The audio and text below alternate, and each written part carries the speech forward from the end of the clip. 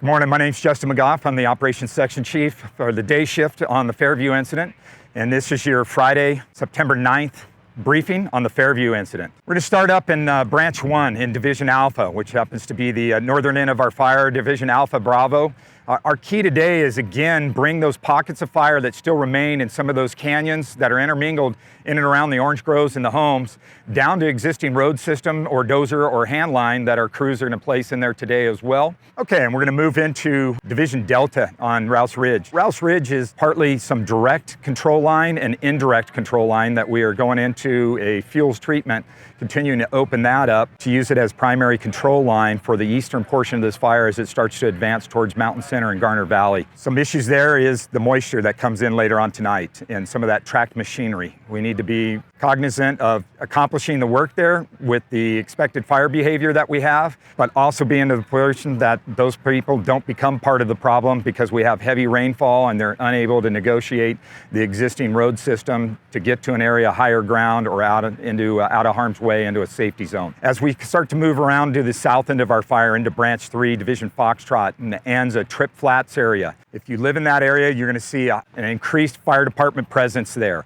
As this fire starts to progress out of Batista Canyon to the south, we want to ensure that we have fire engines in place, we have the familiarity while we still have good daylight out there, and we have crews that are continuing to place control lines on both the National Forest and the state responsibility area and through the Yayo Flats area and around the Kauai Mountain and in and around down into Reed Valley and Red Mountain in the Sage area as we start to transition from Division Foxtrot into Hotel in Lima. Division Hotel in Lima has been very challenging as fire has moved off of Red Mountain down into and impacting Red Mountain Road, Minto, Reed Valley Road, Stanley Road. Prolonged firefight again last night with fire impacting homes that have been under an evacuation order for 3 days now. When the fire impacted those homes, those residents called 911 because they were trapped by fire. We had to stop our operation. We again had to put firefighters in harm's way to remove people that had chose to stay home in an area that had been under an evacuation order for 3+ days in there as well. Notice to the public is please, please, please, we take these evacuation orders very, very seriously because we know what we are doing, taking the public out of their homes and displacing you. But we want you out of harm's way so that we don't have to continue to put our firefighters into increased harm's way to go in and get you into areas that we thought were previously unoccupied. Again, so in Division Lima and Hotel, we're trying to hang on to the ground that we've got. We've got a lot of hot blowing material that is going to blow into a very receptive fuel bed with this east wind that we have on there. Sustained east winds of 30 to 40 miles an hour. We have a large fire front that is going to progress out to the west. We have contingency plans. We have additional resources that we will continue to augment Branch 3 into there to obtain some control. Fire front following, tactical patrol after that as we move through. Going around into Division Mike, as you see up there, northwest corner there, it has black line there. It might as well be red with these winds. Whatever heat is there, 400, almost 500 feet off the line, this 30, 40 mile an hour east wind is going to find. It's going to heat it up, and it's going to put it up into the wind system, and it's going to take it across control lines, and it's going to put it into a receptive fuel bed. This fuel bed butts up into and is part of the City of Hemet. We are working with our partners with the City of Hemet Fire Department to ensure that our resources in there are engaged. We're doing the tactical patrol that needs to be, and that we're ensuring that folks are out of harm's way there. We have been in communication almost 24/7 with both the Hemet Fire Department and the Hemet Police Department to convey this weather event and our expectations of what we think the fire is going to do there. They have staffed up, we'll augment, and we'll fold right into our plan as seamlessly to provide that structure defense in and around the portion of the fire that hits the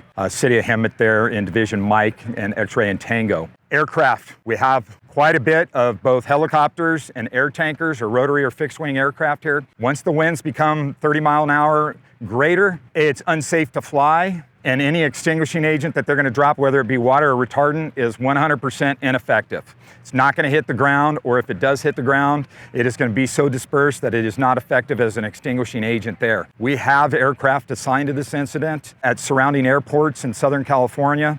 And we have our helibase set up at Banning Airport for the public that would like to go see what the aircraft are assigned there, rotary wing. Stop by the Banning Airport to view the Banning helibase. We share with these large fire incidents that are occurring statewide and nationwide with fixed-wing aircraft and rotary-wing aircraft as well. Sometimes we're borrowing aircraft, fixed-wing aircraft from fires that are out of state or in northern parts of our state as well. It's a system that California has practiced for 60+ years and is extremely effective. 30-mile-an-hour plus winds, lightning, and rain may ground our aircraft out of safety. With that, I appreciate the opportunity to be able to address the public and our firefighting public that's out there as well. Thank you. Good morning. My name is Stephen Volmer. I'm the Fire Behavior Analyst for CAL FIRE Incident Management Team 6 here on the Fairview incident in Riverside County.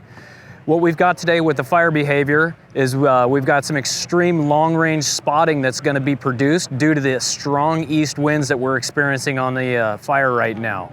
That spotting has the potential to travel up and over a mile. So what our problem areas are going to be is the entire western side of this fire. And that's going to allow the fire to spread and continue to move down into the communities through Sage, Highway 74, Lake Skinner, and Diamond Valley. So everybody needs to be extremely heads up today. It's going to be very dynamic. We're going to see this extreme fire behavior condition with critical rates of spread all the way until the evening, and then it's going to get moderated slightly if we get moisture coming in from Tropical Storm K coming up the coast from Baja. Incident Meteorologist Matt Maley with the National Weather Service for today's weather forecast for the Fairview fire. So much of Southern California will feel the impacts from Tropical Storm K, which is currently spinning off the Baja coast. The main weather hazards that firefighters are going to face today are twofold. The first is winds. We're forecasting very strong east winds to impact much of the region, including the Fairview fire. Sustained winds out of the east of 15 to 30 miles an hour with gusts of 60 to 70 will be possible at times. A high wind warning has been issued by the National Weather Service out of San Diego. That is in effect until tonight. Winds will slowly diminish during the overnight hours into early Saturday, but that's as we transition to our next weather hazard, which will be thunderstorms and rain. That moisture from Tropical Storm K will continue to move northward through Southern California, bringing showers and thunderstorms to the region. The concern there is we could get a lot of rain in a short amount of time, leading to flooding concerns and debris flows around the fire. So a flash flood watch is currently in effect, which was also issued by the National Weather Service out of San Diego. So simply put, it's going to be a very dynamic day across the fire, with wind and rain being the main concerns.